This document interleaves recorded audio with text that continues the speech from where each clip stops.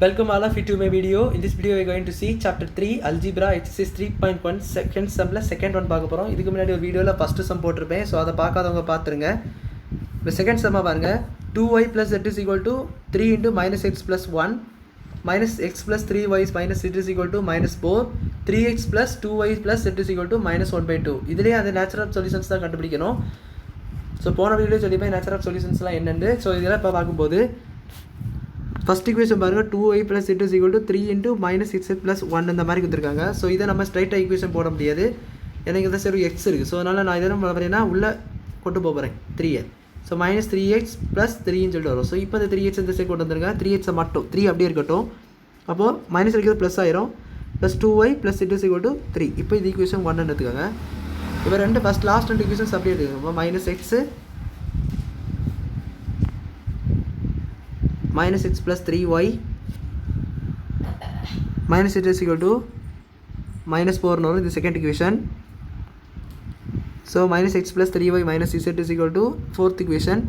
இப்போ 3x plus 2y plus z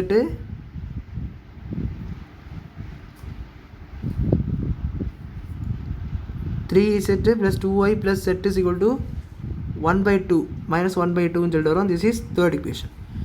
இப்போ நான் என்ன பண்ண போறேன்னா first and third equations எடுத்து சால்வ் பண்ண போறேன். So first and third பாருங்க 3x plus 2y plus z is equal to 3 ன்னு இருக்குது.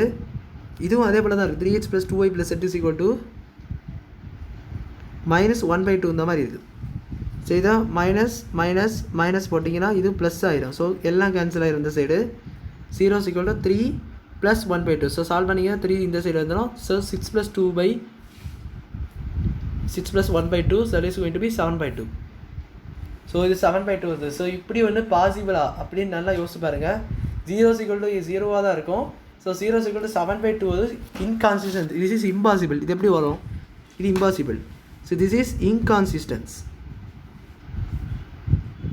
and has no solution.